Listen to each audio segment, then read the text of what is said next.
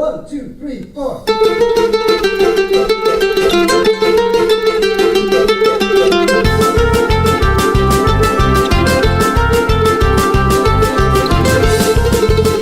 Hi everyone, this is Jewish Talk coming to you from Nassau Community College. We are here. Unbelievable. We've been trying and we're doing it. We're here on 90.3 WHPC, also streaming live on nccradio.org. This program is later archived on Spreaker.com. This program is repeated Sundays at 11 p.m. So, hi there, my name is Rabbi Perl. Good morning, good afternoon, good evening. Welcome to everybody on the world of radio and on the world of the internet. So we say hello to Richard D. Rottenberg, all the way from Florida. Jeffrey Hirsch, wow, you got up so early. Good morning to you. Gina Marie, fantastic, you're here. And to everybody out there. So we always say good morning, afternoon, or evening because this all depends. And when you are listening and watching, what do I mean by watching? Gewalt! You can see us right now together with Keith Drucker. Unbelievable.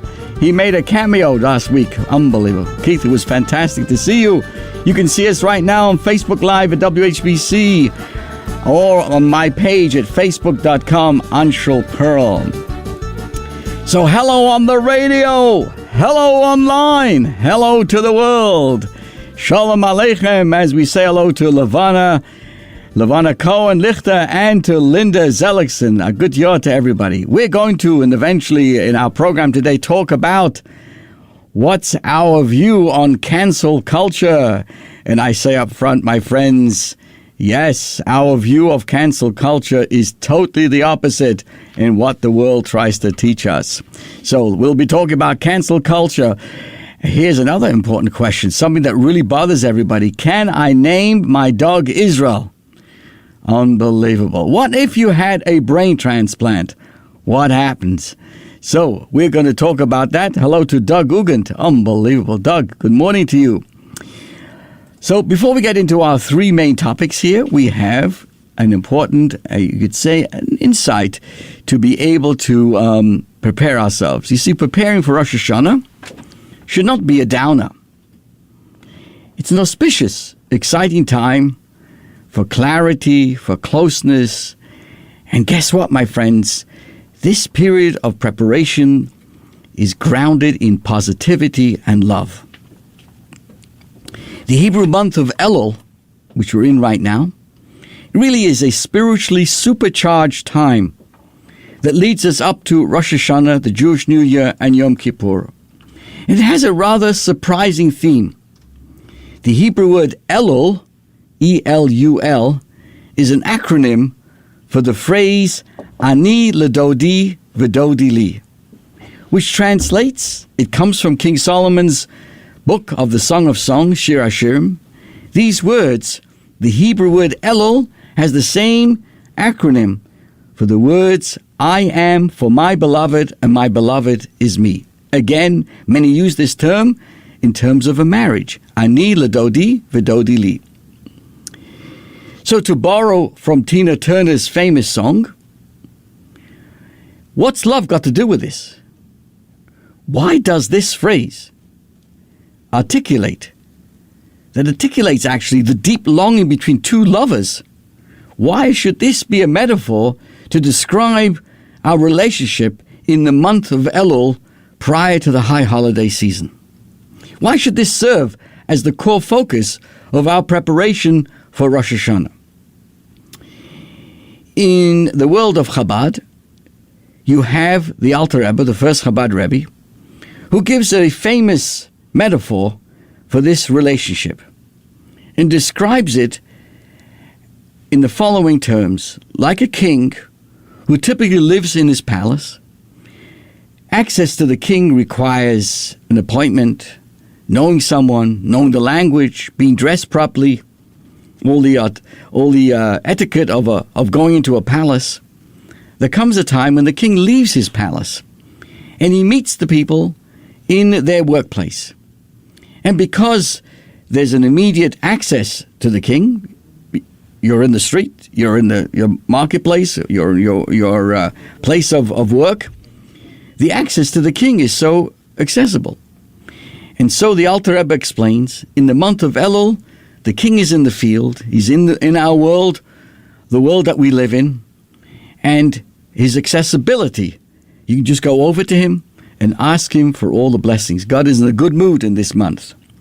This is the background of how we to view this month of Elul in this sense, of a sense of love and preparation. Let's understand why. Why would this be? What's the essence of Rosh Hashanah? Rosh Hashanah, I want to say welcome to Larry Polonetsky. We haven't seen you in a while. Thank you so much. Rosh Hashanah transports a person back to the very beginning of time when God, so to speak, the CEO of the universe, was setting budgets and job descriptions for all of humanity. For those who may not quite get this, be aware that the Jewish New Year does not celebrate the beginning of a religion, the Jewish religion. It actually celebrates the creation of Adam and Eve. It has a universal foundation that the Jewish New Year begins with the creation of the world. Everybody. And God, at the beginning of creation, set up our missions. Just like a multi-gazillionaire, there's no limit to what this CEO can allocate. The only limit is his employees' understanding of the company's vision and the extent of their responsibility to implement the CEO's bottom line. Of course, I'm speaking in a metaphorical sense. On Rosh Hashanah, we stand before God, aka the CEO of the universe, making our case for the coming year. The previous year is over. Every person is now starting a new chapter, and everything is up for grabs. Now is the time to get clarity, to articulate our dreams, and genuinely commit to make them happen. So this month, the last month of the year, the month of Elul, the Jewish month before the high holiday, is a crucial time, a crucial period to recalibrate our goals and to get ready to make our presentation to the boss himself. But I present there are two obstacles. Embracing this challenge requires really overcoming two sizable obstacles that may find ourselves slamming into. What are they? Apathy and discouragement. Let me explain. A person feels distance from God and are perfectly content of staying where you are, of putting in your minimal effort to live a decent life, and everything is fine. I'm going to spend the rest of my time on social media, binge watching, and whatever fix you need to comfortably pass away the time. So basically, apathy that a person may find themselves stops the person growing in their tracks. And if you do want to work on personal growth and take this preparation for Rosh Hashanah seriously, we all know there's a voice that whispers in our ears and says the following: "Hey, who are you kidding? How many times have you gone down this road? And look where you are, in the exact same spot, with the exact same issues." People don't change. Admit it. A person's basically, one can look at oneself as a failure, and there's no reason to think this year is going to be any different. So if a person goes down life with those two things in mind, discouragement saps our energy and cynically undermines our ability to change. Therefore, this month prior to Rosh Hashanah steps in, and we use the phrase "Ani ledodi v'dodi li," which again translates, "I am for my beloved, and my beloved is for me." This typifies the essence of this month of Elul. It's the life preserver that we need, basically, to extract ourselves from any debilitating apathy and discouragement that we may find ourselves. How so? How does this answer this? How does this schlep us out from anything like apathy and discouragement? You see, to quote Stephen Covey, the author of The 7 Habits of Highly Effective People, he popularized the expression, love is a verb. You see, one of the Judaism's commandments is to love your neighbor, which most commentaries define as expressing love through action. It's tricky to mandate an emotion. Commanding action is far more doable. Marriage. Let's take, for example, marriage. Marriage is the commitment to shower your spouse with acts of love. No matter what mood you're in, and whatever or not you're feeling, the love. Regardless of your feeling, you love her. Meaning, you put your love into action. You show affection, you give compliments, you go out on a date, you're curious and listen, and most importantly, care about the things your spouse cares about. So putting your love into action fosters feelings of love. What starts as a verb becomes an object. And the distance you may have been feeling between you and your spouse kind of dissipates as intimacy is restored. Let's apply this with God. It's okay if you're not feeling the love. Love is a verb. Just do it. Don't wait for the sudden inspiration. Take a few moments and let's ask ourselves, what are the things that are important to God that I can work on making it important to me? Give yourself some time. Don't jump. Give yourself some time to answer. And we may be surprised to hear what our inner self says when we access it and we access it with honesty and vulnerability. Then select one or two things that speak most to you and start implementing them, slowly but surely. These first steps loosen the shackles of apathy and help us close the spiritual distance that we may feel with God. But here's the clincher, my friends. You got to make the first move, not God. As we said in the metaphor, God comes out into the field, but each person must take the opportunity to come close to God. That's why the phrase begins, I am for my beloved. It starts with each of us taking that first step. Let's remember, love flows both ways. Once you take that first step in drawing closer to God, your efforts will be met with God's welcoming embrace. God's love is a constant. Even the smallest step forward impacts the tenor of the relationship. God reciprocates, as expressed in the second part of this phrase, Ani l'dodi v'dodi li. I am my beloved, and what's the second part? And my beloved is for me. This is essential to overcoming discouragement. While we may have moments when we feel like throwing in the towel and giving up on ourselves, God sees what we're really made of.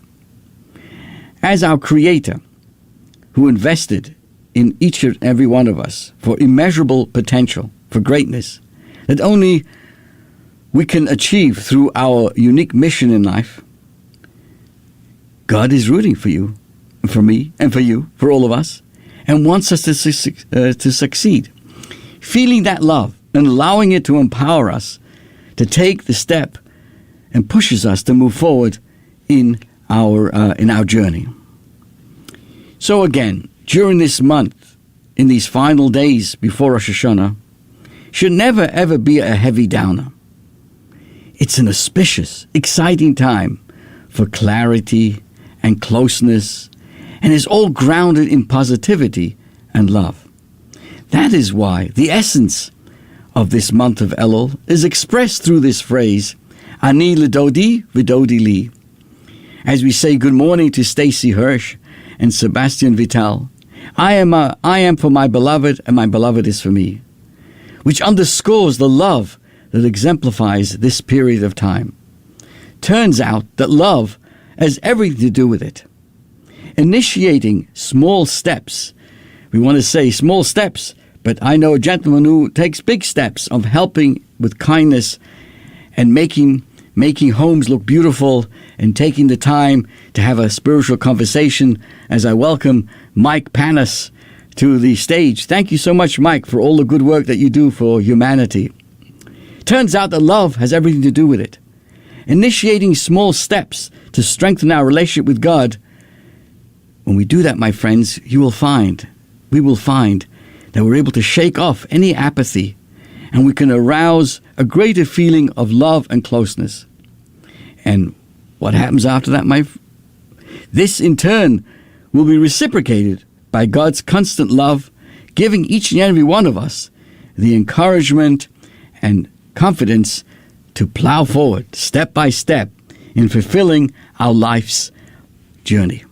So please, don't look at the month as a downer. Look at this month as an amazing opportunity for all of us to prepare ourselves, and let us take advantage, and I mean that in a very sincere way. The King is in the field. We need to just open up our hearts and ask the Almighty God to give us good health, give us nachas from our children, give us the prosperity, give us all the tools and all the blessings that we need to be able to fulfill our life's mission. I'm going to take a little time out now to discuss some fascinating subjects. And that is to do with, you won't believe this, the concept of cancel culture. That's a word that today it's being used, and you can go meshuggah hearing these words. I want to tell you that in Jewish thinking, cancel culture is the exact opposite in what we are being fed today, slowly brainwashed into today's concept of cancel culture. I'm going to begin by sharing with you a Mishnah. This is from the Mishnah. It says the following: Asay ritzonai kirtzoncha. Make that his will should be your will. Talking about God. So that he should make your will to be as his will. Nullify your will before his will, so that he should nullify the will of others before your will. Now, think about this, and why I make this comment about our true way of understanding cancel culture. Which is greater? That which I do for you, or that which I don't do because of you? Create your will to be like God's, asserting this teaching so that he aligns his will with yours. Cancel your desire in face of his so that he cancels the will of others for yours. What does this mean? Think about this. This is fascinating. You see, the world that we live in today, the world of cancel culture, what does it really mean? What's really meant today when you hear the word cancel culture? This is a modern phenomenon wherein truth must be aligned. The truth is realigned or face the consequences. From this perspective, there is little room for difference or misunderstanding. Basically, cancel culture means you have no opinion. My opinion is what counts. I don't even want to hear your opinion. Sit down and just follow what I have to say, because I believe what I am doing is the correct way. That's what basically cancel culture means. Align the world with the way I want to be. I want to live a certain way. The world must follow what I have to say. When a person lives that kind of cancel culture perspective, there's little room for differences. It's all my way. And I'm canceling you. I'm canceling your perspective. I cancel anything you do. And I have seen, sadly, as a rabbi, parents and children not talking to each other. The children have canceled out anything that their old-fashioned parents think about. That's what cancel culture is. It's all about me. It's all about my way or the highway. What we're learning here today, imagine a cancel culture rather than creating hatred. Remember, my friends, this is the litmus test of a person with an open mind. If they find out a different perspective in life, do they go off the wall? Or do they stop and start? Maybe there's another way of looking at things. Imagine a cancel culture that creates love instead of hatred. It creates unity instead of division. It creates fidelity instead of betrayal. Today's cancel culture is only creating, again, hatred, division, and betrayal. That is not the way we think. Not the way anybody should think. In life, love, and relationships, in service of our dearest and the divine, two paths express our connection. The path taken for love and the path avoided for the same reason. The do's and the don'ts. The foot put forward, the foot pulled back. The act of commission and the act of omission. Which one matters more? To mold our will into another person's expresses a deep desire for a seamless unity. So again, if I'm not being clear, if you present your view at the expense of anybody else's, you don't give another person a chance even to speak. You don't want to hear, you made up your mind. I am canceling your culture, your way of looking. The true way of looking at it is to cancel one's own, to be able to listen to somebody else. Your want becomes my want, my joy and my very will. On this perspective, I seek to know you intimately, to understand you intrinsically, to be in sync with every breath of you. Whatever follows, then, is actually an articulation of that seamlessness, that knowing, that integrity. My will becomes enmeshed in yours, not canceled out as we see so sadly in the world today. Yours is mine. But despite my best efforts at understanding you, knowing you, and perceiving you, I stumble. Your wish is a yearning that I cannot understand. How many times do we do that? Its underpinning, its seasoning, its reasoning cannot be reached or breached. I cannot untangle it. I cannot decipher it. It is your will. It is never to be mine. What then? Again, in awe of what you mean to me, I will still hold it dear. I cancel myself, not you. I cancel myself in face of it, to be able to understand where you're coming from, and to be able to fulfill it to the best of my ability. So again, there are times when both paths to connection. In one, I will know you better. In others, I will love you even though I don't understand you. And for that bond, I'm ready to cancel everything. And I say, it's hard to say which is greater. A student of the Tzemach Tzedek, one of the Chabad Rebbes, once complained to him and said, Rebbe, I have trouble studying the Torah. I simply find myself not really wanting to engage myself. Help me cultivate my desire to learn so that I can do it with joy. So the Rebbe replied, nevertheless, you toil away at your study. Don't worry about it. Do you realize what an accomplishment it is to do the right thing when your heart is not in it? What a privilege to have this challenge. As for me, he says, what should I do that I do have a deep and sustained desire for Torah studies? So, my friends, what I learned and what I'm sharing today is, while doing joy and with energy is loving and a pleasure, this doing despite understanding why may be even more of a treasure. So in the world of appreciation of each other, a true loving person is not quick to get angry and put someone else down and think it's their own way. That's called cancel culture. More of a humble way is to cancel one's own culture, one's own attitudes, and listen to what someone else has to say.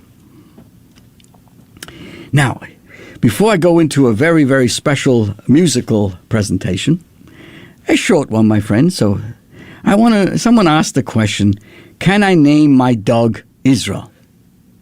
This person asked the question, I was born and raised Catholic, but left as a teenager, and now have since married a Jewish man.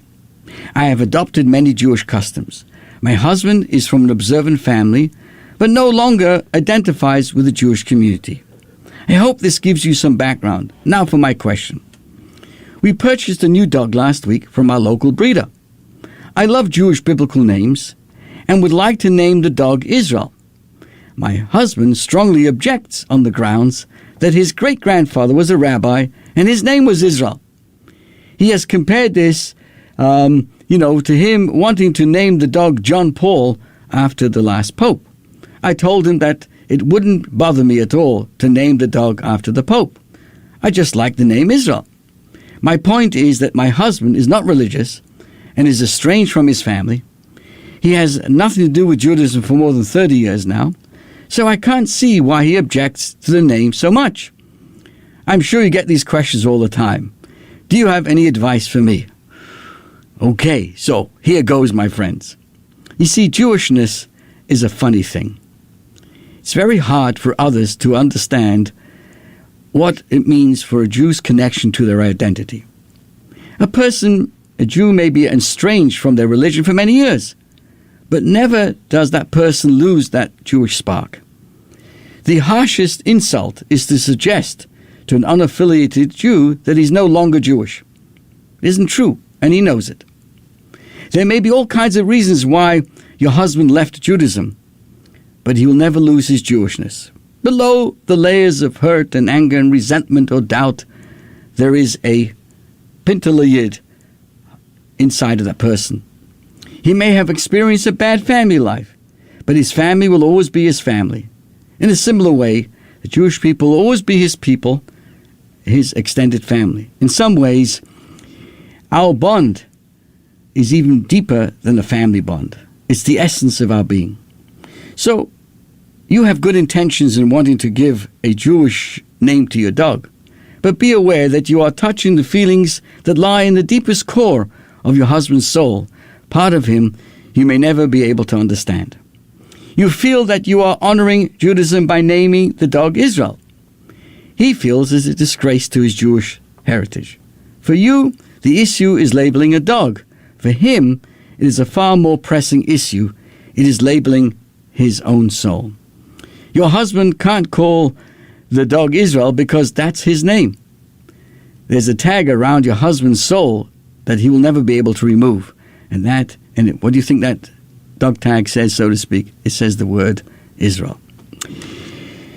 Before I discuss what if you had a brain transplant, I'm going to ask my great engineer to share with us, most recently, every rabbi on Long Island, at least 25 of us, got together to wish our communities a very happy, healthy, and sweet New Year.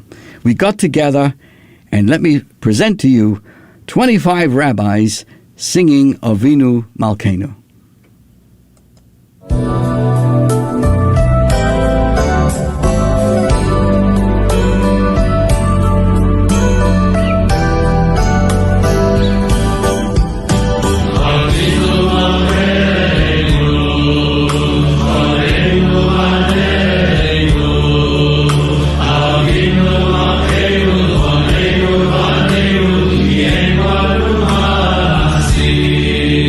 I say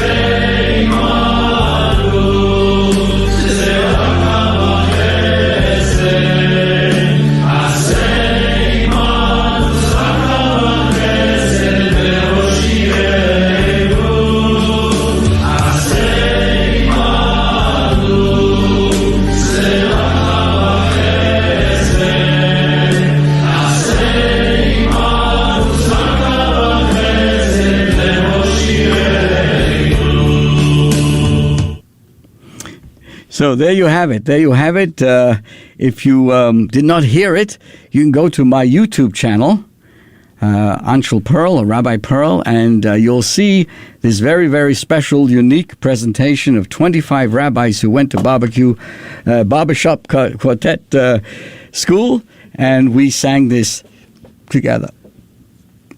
So, what if you had a brain transplant? I have a bit of a hypothetical question that came our way. Brain transplants are not yet possible, but one day they may be. If I had one, and many of my friends have suggested I do, who would I be? Would I still be me, or would I become the donor, just in my body? What an interesting question. What an interesting question. I want to see if anybody would want to have a brain transplant. What would they end up being? The answer, I would suggest in part anyway, the concept of a brain transplant is quite hard to get your head around. It's not rocket science, but it is brain surgery. And although it isn't yet possible, the discussion around it is not entirely hypothetical. There are actually practical implications that are immediately relevant. And that is, think the following. If you believe the human being is no more than flesh and blood, that the body is all there is, then you are your brain. According to this view, identity is made up of your memory, your thoughts, and your awareness, all of which are stored in the brain.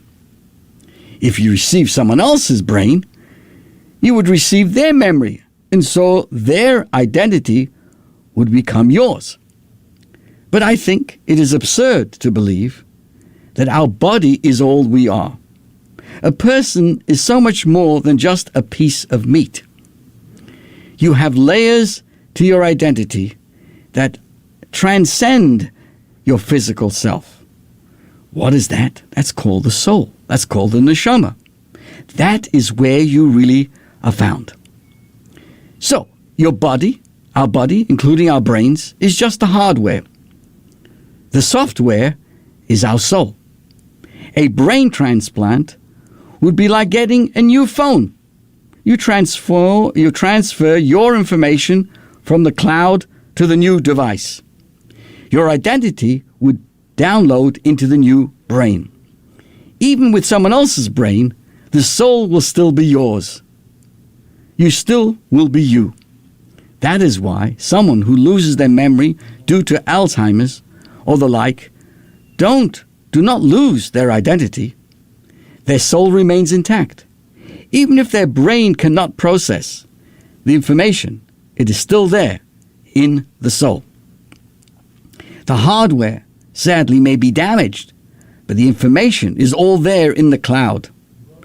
The soul always remains whole. That is why, when someone passes away, they are still connected to us. The soul leaves the body at the end of life on earth and takes its memories along with them to the next world. We remember them and they remember us.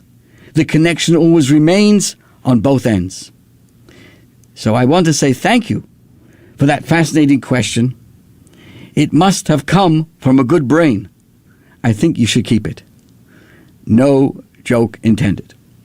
So, with that in mind, let's continue a little bit more. And I want to say again, welcome to everybody to the world of WHPC 90.3. And to everybody listening and watching on Facebook as well. I'd like to speak about lost items. This is a discussion I had in our synagogue this Shabbos, where we quoted from the Torah this week that talks about if you're in the street or wherever and you see a lost item, that we all are required to make a genuine effort to find its owner. It's one of the 613 mitzvahs. So if you find whatever it may be, if there's no signs, there's no way of identifying it, it's one thing. But if you're identifying principle by identifying signs on this item, we have to make every effort. In times of the biblical times, there was a special location where you would stand there. It's somewhat like, if you've ever been to England, called Hyde Park Corner, where people stand and talk and drink a cup. But there was a special place in Jerusalem and other places where you could stand up and say, I found this so-and-so. Did anybody lose it? In synagogues today, many times, or even online, you often see a pair of tefillin found at JFK. Call this number if you lost it. And of course, you would have to give the proper signs and indicate it was really yours. So here, the basis of this was discussed yesterday in the Torah portion. And the term used, or how it was introduced to us, says, if you shall not see your brother's ox or a sheep and ignore it, make every effort to return them to your brother, which is the general term of returning it to its rightful owners. And goes on to say, so you shall do if you find a donkey, so you shall do if you find lost clothes. You should do everything you can to return it to its rightful owners. Now, obviously, the duty to return a lost object to its owner is not just limited to what I've just mentioned, an ox, a sheep, a donkey, garments, but it applies to, as the verse itself says, to every lost thing of your brother. So our question this morning is, why do we need to specify these 5 specifically? Why do we have to mention a donkey, an ox, a donkey, clothing, a sheep, and anything? I mean, imagine if the Torah would just say the following: anything lost by your brother, you need to return. A passport, a license, a puppy, an iPhone, a wallet, a pen, a pair of pants, and anything else that he might lose. We all know how the position of each word, so we must ask ourselves, why the need for all these specifications? Just simply say, you find something lost from your brother, from another human being, make every effort to say good morning to Karen Dumbeck. Why make every effort to return it to its owner? Why have to specifically mention these items? The Talmud goes to great length to explain the necessity of each of these examples, because each of them teach us another aspect of the laws regarding lost objects. Each one presents that. So, while it deciphers the laws to be derived from the ox example, or the donkey, or the garment, the Talmud itself says, as far as why we have to mention the sheep is difficult. That's how the Talmud concludes, meaning that the legal significance of the word sheep in this verse proves difficult for the sages to understand. Like, what can you learn? The ox, the donkey, and the clothes each have their specific principles that amplify dimensions, but the rabbis themselves say, what about the sheep? They couldn't figure out why it was listed in the Torah. So back in 1954, the Rebbe was discussing this in a very profound, inspirational way, and explained that what we are finding over here is the challenge that our generation has. As we all know very well, when we study the Torah, there's both the body and the soul. The body of Torah are the physical sides.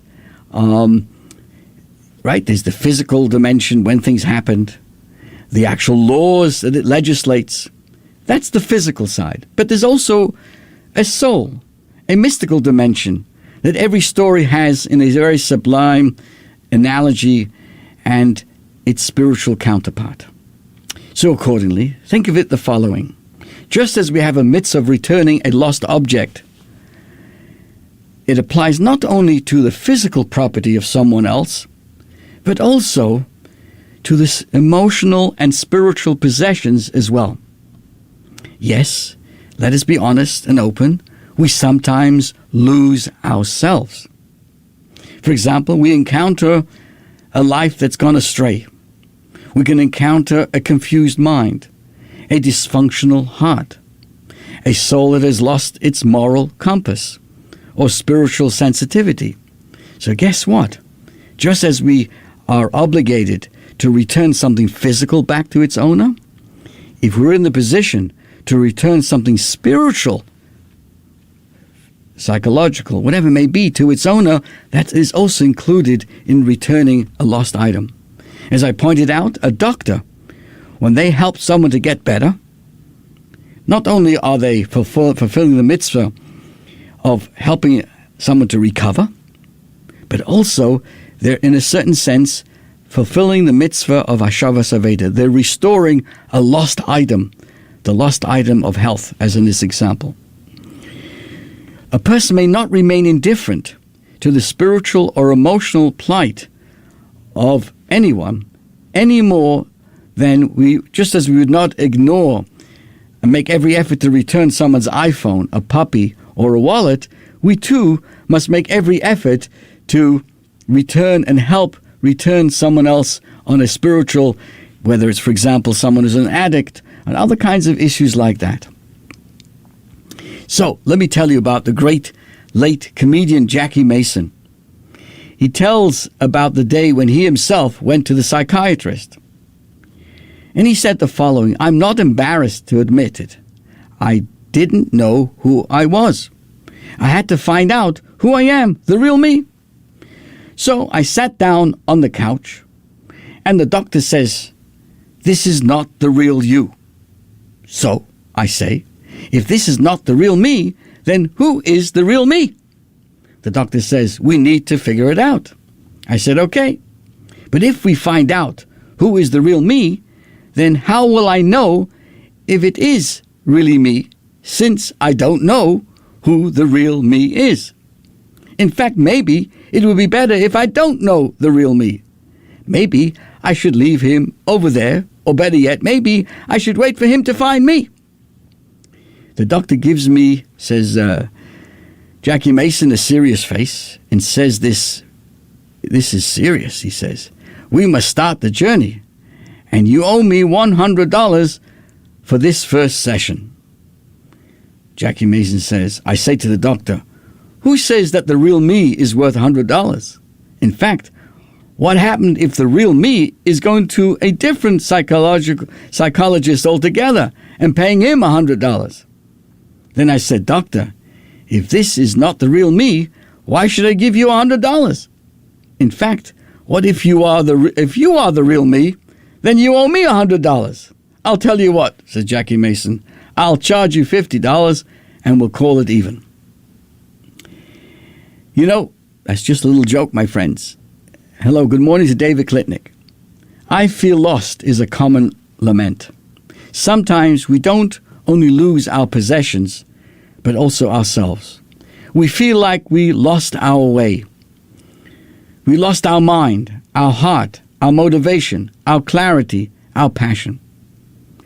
So the Torah tells us, instructs us, to extend our heart and souls to help people return their lost parts to themselves, to their core self, which is really never lost. And therefore, the Torah now presents us again, looking at this in a more deeper sense, that the definitions, there are 4 types of prototypes of personality. Again, there's the ox, that has to be returned. There's the donkey, a lost piece of an item of clothing, and the lost sheep. They represent 4 personalities who the Torah says must be brought home, so to speak, back to their rightful owner. So we can appreciate on a deeper level why the Torah is compelled to mention these specific items, the ox, the donkey, the garment, and the sheep. Because these are 4 examples of lost objects. They correspond to 4 prototypical maladies, so to speak, of the human soul. Let's go through them briefly. The ox is a very powerful and volatile beast. When provoked, it's virtually unstoppable. One moment it's grazing quietly, the next is 1,000 pounds of charging of flesh, crashing through everything in its path. We all know its expressions in human beings. The contrary, the opinionated person who lashes out at anything that he or she is disagreeable to him or to her and challenges the tranquility. There are people who seem calm, nice, kind, humane. Suddenly you trigger the wrong button, forget about it. They lose it. They turn into a goring ox, trampling all that stands in their way. It is often a survival. We must remember it's a survival mechanism. When a person is faced with opposition or perceived opposition, our brains respond with fight, flight, freeze, fawn. Somehow, you have triggered me to the point that I feel like I'm losing it completely, and I must go on the attack. I'm too scared. That's one way how a person reacts under pressure. We now come to another survival mechanism, the donkey. The donkey personality rebels against his master when they do that. It doesn't rage or gore. It digs in its heels and coldly disregards its master's commands, even if blows are raining down on its back. Psychologically, the obstinate donkey can sometimes be worse than the raging bull. The ox at least responds. The fact that he is provoked means that he's been challenged. On the other hand, coldness and indifference signify a greater form of detachment. Talmud even expresses it this way, that a donkey is cold even in the height of the summer. What this represents emotionally is that my response to life is coldness. I do not allow anybody to move me. I ensure not to allow passion to overtake me, perhaps because I'm afraid of being hurt. Again, it's a survival mechanism. Remain frozen and nobody will be able to get to your heart. A third level is the garment. That represents a person finds a lost garment in the physical sense, but is also a personality trait. What is the garment? That represents another, maybe even worse spiritual malady. The Hebrew word for garment is beged, which means betrayal. This is precisely what garments can be. Instruments of deception and betrayal. I dress up to appear as someone or someone else. And we have so many examples in the Torah. We find that Jacob wears Esau's clothes to deceive his father Isaac. We find the brothers staining Joseph's cloak that he had been killed by a wild animal. We find that Tamar changed her clothes and puts on a veil to hide her identity. We find that Potiphar's wife uses the robe Joseph had abandoned to bolster her claim that he had tried to violate her. So we have many examples that way. The antagonistic ox and the indifferent donkey might resist or ignore their master, but they don't hide behind a contrived identity. The beged, the clothed personality, is one who misleads others, and worse yet himself, as to where his loyalties lie. Make it far more difficult for him to own up to their behavior and to rectify it. Sometimes the emperor has no clothes, but sometimes the clothes have no emperor. There is none present inside the garments. I'm merely a mask. In fact, even the words used here for a garment is similar, which is associated with another Hebrew word called semel, which means an image, a statue, an idol, representing a misrepresentations. So clothes are what separates nature from culture. Humans are the only non-naked animal, the only being in creation whose external appearances is fabricated, made, a detachable second skin, our clothes. Therefore, the gap in human affairs between appearance and reality, the appearance we make by, among other things, the clothes that we wear, and the reality of who we are and what we are feeling, can be two different worlds. We can live a life of deception and lies. But yet there's another terrible survival mechanism. To survive, I feel like a need to detach myself and reality. I lie to myself and to others. I deceive. I'll lose my honesty and integrity. What is that? This is the nature of a sheep. Then there's this sheep. It's characterized by meekness. Emotionally, it represents a person who's spineless. I have no awareness of the value and the dignity of my identity. I do not realize who I am. Sometimes people can call me amazing, tell me amazing things about myself, but I do not believe them. It's not a matter of information. It's an emotional injury. I feel like the only way I will be able to survive is by being agreeable to everyone and everything. Never to make waves, never to have a real opinion, never to just be me. Basically, I am a sheep. It is a painful place to be in. I find myself saying yes to so many things or to people that are really alien to my calling and to my essence, to my soul, my integrity, my happiness, and my serenity. Because I do not know my strength and my mission. That is why the opening lines of the Code of Jewish Law says these words. One should not ever be embarrassed before those that may scoff at your service of the Almighty God. When I know who I am, I may feel bad. I may feel bad by the mockers, by those around me, but they are irrelevant. This challenge of being like a lamb is both true individually and as a society. And the Rebbe explained our generation in this very powerful talk that it is a malady that most injures us, so to speak. To live a life of meekness, of an inferiority complex, a lack of inner confidence. That our main issue was not that somehow we're like, as the example we're discussing, like the ox or the donkey or the betrayers, but in a sense we're like sheep. Emotionally speaking, we're talking about. And the Rebbe explains it also has a psychological meaning. We all have to remember that every one of us are born to make a change in this world.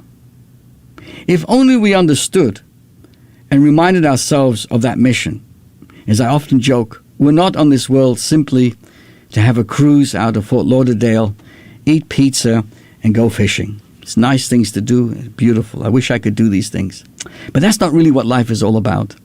There's a mission. A human being, by very definition, is a creation from God, created in the image of God. We have a spiritual mission, and we have great potency to make that mission happen. Instead, sadly, sometimes we become what we call in Yiddish, Nachschleppers.